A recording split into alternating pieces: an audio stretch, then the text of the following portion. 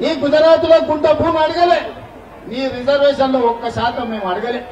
మేము మా తెలంగాణలో మా పిల్లల చదువులకు, మా పిల్లల ఉద్యోగాలకు, మా సోదరుల రాజకీయ అవకాశాల కోసం ఇవాళ మేము 42% రిజర్వేషన్ ఇస్తామని మా ప్రజలు ఎన్నుకున్న శాసనసభలో ఇవాళ మేము తీర్మానం చేసినాం. నీకేం కష్టం వచ్చిందని నేను అడుగుతున్న మోడీ గారిని. నీ దాంట్లో భాగస్వామ్యం అడగలే, ఢిల్లీలో నీ కుర్చీ కూడా మేము అడగలే, ఎర్రకోట మీద మేము జెండా ఎగరేస్తామని చెప్పలే. మా దగ్గర మా బలహీన వర్గాల లెక్క తేలింది, మా రిజర్వేషన్లు పెంచుకుంటాం, మాకు అనుమతి ఇవ్వండి మోడీ గారు మహాప్రభు అని అక్కడి నుంచి తీర్మానం పంపించినాం. అయినా పలికలే. పండి సంజయ్ని కలిసారు, ధర్మపురి అరవింద్ని కలిసారు, కిషన్ రెడ్డిని కలిసారు.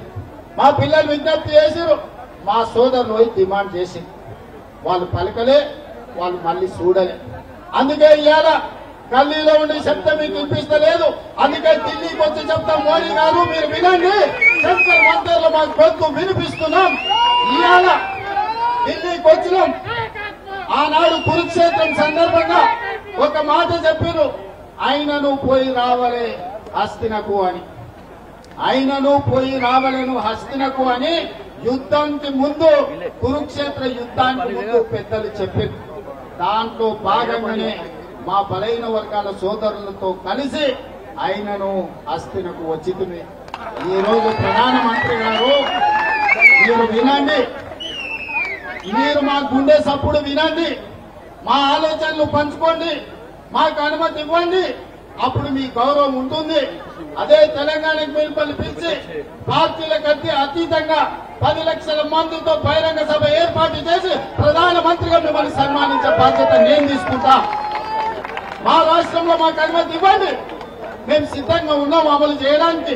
చట్టం అధికారం నీ చేతుల్లో ఉంది కదా అని మా మీద ఆధిపత్యం చెలాయించాలని ఆలోచన చేయదు.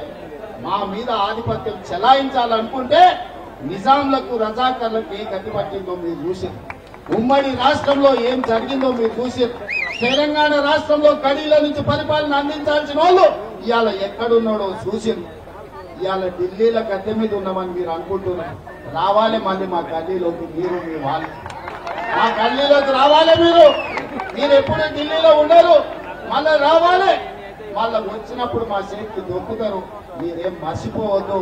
మా బలైన వర్గాల సోదరులు చిన్న సాయం చేస్తే కూడా జీవితాంతం గుర్తు పెట్టుకునే జాతులు. ఆకలి మీద వస్తే బుక్కెడు పువ్వ పెట్టినా, ఎండన వస్తే గిలాస మంచినీళ్ళు ఇచ్చినా మా బలైన వర్గాలు జీవితకాలం గుర్తు పెట్టుకునే జాతులు. ఈ జాతులకు అన్యాయం చేస్తే మర్చిపోతారని మీరు ఎట్లా అనుకుంటున్నారు మోడీ గారు?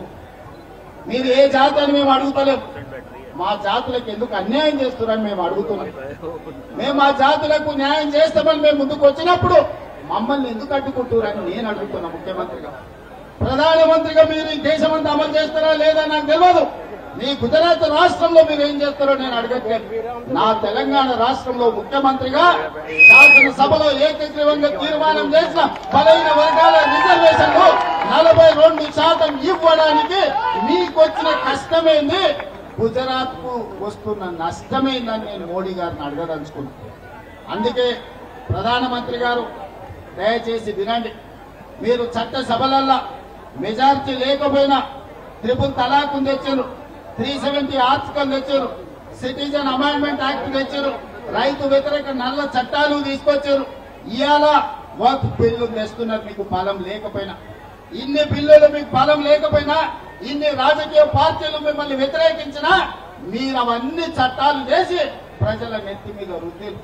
ఇవాళ కమ్యూనిస్టుల నుంచి కాంగ్రెస్ వరకు, ఎంఐఎం నుంచి బీఎస్పీ వరకు, ఈ రోజు సిపిఎం నుంచి సిపిఐ వరకు ప్రతి రాజకీయ పార్టీ అనుకూలంగా ఉన్నప్పుడు బలహీన వర్గాల రిజర్వేషన్లు పెంచడానికి మీకు వచ్చిన బాధ ఏంటి అని నేను అడుగుతున్న మోడీ గారిని. ఇవాళ అన్ని రాజకీయ పార్టీలు మీకు అండగా నిలబడడానికి, మీకు ఆ సంగతి అర్థం కావడానికి చట్టసభలలో మీరు అనుమతి ఇవ్వకపోతే జంతర్ మంతర్ చౌరస్తాలో 15-16 పార్టీలు ఈ రోజు ఈ వేదిక మీద నుంచి మేము అనుకూలమని చెప్పింది. అందుకే మా జాజుల శ్రీనివాస్ అన్ని రాజకీయ పార్టీలను ఇక్కడికి రప్పించి ఈ వేదిక మీద నుంచి ప్రధానమంత్రి గారికి విజ్ఞప్తి చేయించింది. మా బలహీన వర్గాల సోదరులు వివిధ రాష్ట్రాల ఎంపీలు 60-70 మందిని వేదిక మీదకి రప్పించారు. ఇవాళ వివిధ రాజకీయ పార్టీలు ఇవాళ మేము అనుకూలం ఉన్నాయని చెప్పిన పాలకపక్షం నువ్వు అనుకూలం ఉంటే ప్రతిపక్షంగా 100 ఎంపీలు మేమున్నాం. మాతోనున్న డిఎంకే కావచ్చు, ఎన్సీపీ కావచ్చు, ఈ రోజు అదేవిధంగా లాలూ ప్రసాద్ కావచ్చు, ములాయం సింగ్ గారి పార్టీ కావచ్చు, ఇన్ని రాజకీయ పార్టీలు ఇక్కడికి వచ్చిన తర్వాత మరి అందరు శాఖాహారులు అయితే రొయ్యల బుట్ట మాయమెట్లయిందని ఎంతకు అన్నారు. మీరు బీసీల మేలు కోసమే ఉన్నామంటారు, బీసీల కోసం ప్రాణాలు ఇస్తామంటాడు మా బండి సంజయ్ సోదరుడు. మా ప్రాణాలు వద్దాయా 42% రిజర్వేషన్ అడిగింది. మాకు మీ ప్రాణాలు వద్దు, మీ ప్రాణాలు మేమేం చేసుకుంటాము, 100 ఏళ్ళు నువ్వు మీ మోడీ సుభిక్షంగా ఉండండి, మాకు అభ్యంతరం లేదు. మాకు కావాల్సిందల్లా 42% రిజర్వేషన్ మా బలహీన వర్గాలు. అది కూడా మా రాష్ట్రంలోనే మేము చేసుకుంటాం అంటున్నాం. మేము గుజరాత్ లో చేస్తామంటలేం, మేము ఉత్తరప్రదేశ్ లో చేస్తామంటలేం. ఇవాళ అందుకే మోడీ గారికి విజ్ఞప్తి